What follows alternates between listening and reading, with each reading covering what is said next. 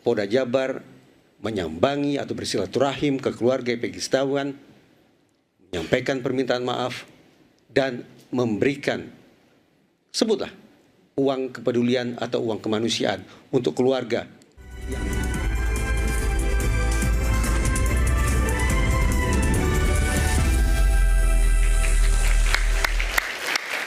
Ya pemirsa, saya baru mendapatkan informasi baru eksklusif ini bahwa telah diterbitkan surat perintah penghentian penyidikan SP3 atas nama Peggy Setiawan. Betul ya Bung Tony ya? Betul. Boleh saya lihat? Ya ini kebetulan agak apa? Dan ini tidak apa-apa diumumkan kan? Agak oke, ditandatangani oleh Direktur Iya. Oleh, boleh saya baca ya? Ditandatangani oleh Direktur Reserse Kriminal Umum Polda Jawa Barat, Surawan SIK, Komisaris Besar Polisi. Betul ya? Tanggal 8 Juli. Tanggal 8 Juli kemarin langsung keluar. Langsung. Tapi ini belum ada informasinya. Tapi baru kemudian disampaikan sekali ini pertama kali diinformasikan. Ya, SP3. Pak Arianto mungkin yang menjawab kenapa tidak diinformasikan ke publik. Jadi gini, Bung Aiman sebentar. Ya. Ya, jadi setelah adanya putusan pra peradilan, kemudian Polda Jawa Barat kan melakukan konferensi pers bahwa akan mematuhi putusan pra peradilan. Yang menjadi kewenangan penyidik dalam hal ini mematuhi adalah untuk memberhentikan penyidikan terkait penyidikan terhadap Peggy Setiawan dalam kasus Pina Eki. Nah kemudian yang kedua membebaskan dari tahanan. Nah kami agak lama waktu itu banyak yang menanyakan kenapa Peggy keluarnya lama, kenapa Peggy keluarnya. Kami dari pengadilan kemudian istirahat di base camp ya, kemudian jalan ke pengadilan itu untuk ke Polda Jawa Barat untuk menjemput Peggy Setiawan. Ternyata jawaban dari penyidik akan melakukan gelar perkara. Gelar perkara untuk apa? Gelar perkara untuk menghentikan penyidikan. Itu. Jadi harus dilakukan gelar perkara dulu. Makanya dalam SP3 ini dasarnya juga ada yaitu gelar perkara pada tanggal 8 Juli 2024. Oh, hari yang sama. Dan hari sama dikeluarkan langsung SP3. Betul. Hasil gelar perkara itu kemudian diterbitkanlah SP3. Itu penghentian penyidikan dan kemudian mengeluarkan Peggy dari tahanan itu. Oke, baik. Disebutkan dengan alasannya adalah keluar SP3 putusan ya berdasarkan putusan pengadilan. Baik. Pra peradilan itu. Baik. Jadi ini pertama kali. Jadi SP3 untuk Peggy telah keluar. Sudah keluar. Artinya jadi sudah dihentikan. Peggy resmi dihentikan. Oke. Saya ke Bung Reza. Bung Reza, Anda sejak tadi mendengarkan apa yang kemudian menjadi perbincangan kita, termasuk juga tadi dari Peggy. Pertama kali kemudian yang cerita juga terkait dengan BAP-nya, tato, pernyataan Sudirman dan lain sebagainya. Anda juga saya yakin menyimak hari demi hari proses pra peradilan tersebut. Apa yang ada di benak Anda, apa yang Anda analisis, dan kalau boleh apa yang Anda simpulkan, silakan. Supaya lapang dada saya, izinkan saya menyampaikan satu hal terlebih dahulu terkait dengan Peggy Setiawan. Di program Rakyat Bersuara inilah kali pertama secara real time saya berhadapan-hadapan dengan orang yang luar biasa ini. Kenapa saya katakan luar biasa? Di ruang sidang pra peradilan, tanda petik sudah dibuka serbaneka aib orang ini.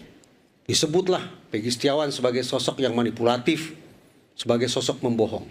Tambahan lagi, tadi dia memberikan testimoni betapa dia dipukuli. Kemudian penasihat hukum juga memberikan informasi bahwa kepalanya dibungkus dengan plastik hitam oleh katakanlah oknum. Dan itu belum pernah sebelumnya diungkapkan, baru pertama kali di sini.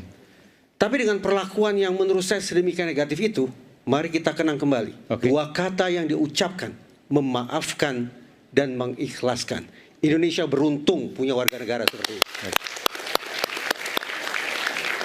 Kendati demikian, kita tetap harus mengingat-ingat kembali butir nomor 8 dalam putusan hakim pra peradilan. Yang bunyinya adalah memulihkan harkat, martabat, kehormatan, kedudukan dan seterusnya pada diri Peggy Setiawan. Oleh karena itu, kita semua punya kewajiban untuk berpikir keras dan bekerja ikhlas untuk memulihkan martabat orang ini.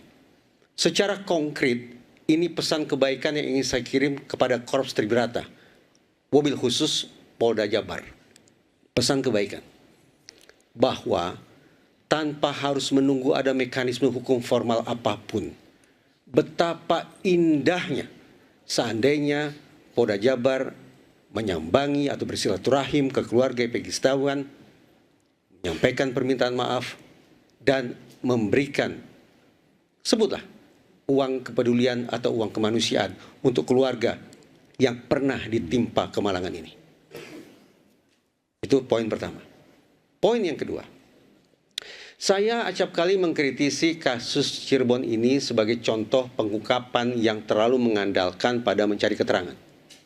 Oleh karena itu, di program Rakyat Bersuara pula berulang kali saya katakan, sepatutnya daripada mencari-cari DPO, yang perkiraan saya nama para DPO itu muncul dari keterangan dari para tersangka, dari para saksi yang jangan-jangan juga diperoleh dengan cara-cara yang abusif atau intimidatif, lebih baik eksaminasi ke titik hulu.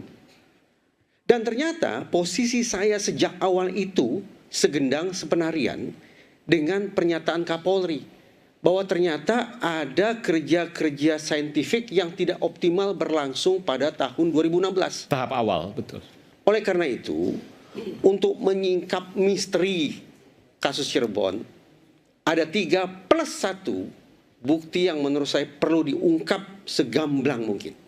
3 ini sudah kita bahas berulang kali. Pertama, CCTV yang tidak kunjung dibuka. Kedua, sperma yang tidak kunjung diuji DNA. Dan yang ketiga, hasil otopsi. Plus satu hal yang juga belum pernah kita perbincangkan, yaitu terkait dengan bukti komunikasi elektronik para pihak pada malam jahanam itu. Mas Aiman, peristiwa Cirebon ini dibingkai, dinarasikan sebagai pembunuhan berencana yang dilakukan secara berkelompok.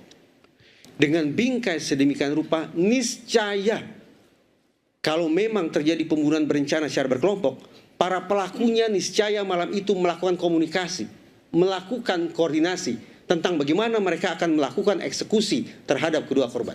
Atau setelahnya mungkin, karena kejadian. Itu menurut saya sangat penting kiranya dibuka sekali lagi bukti elektronik para terpidana untuk membuktikan ada atau tidak sesungguhnya komunikasi terkait dengan rencana pembunuhan terhadap almarhumah Vina dan almarhum Eki.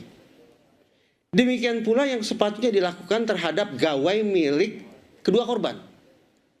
Saya bayangkan almarhum dan almarhumah ini sebagai 2 sosok remaja yang sehat, yang aktif, yang punya banyak teman, yang sedang menikmati komunikasi via piranti teknologi.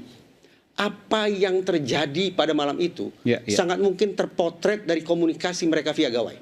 Intinya, siapa dengan siapa, terkait apa, jam berapa komunikasi itu dilakukan.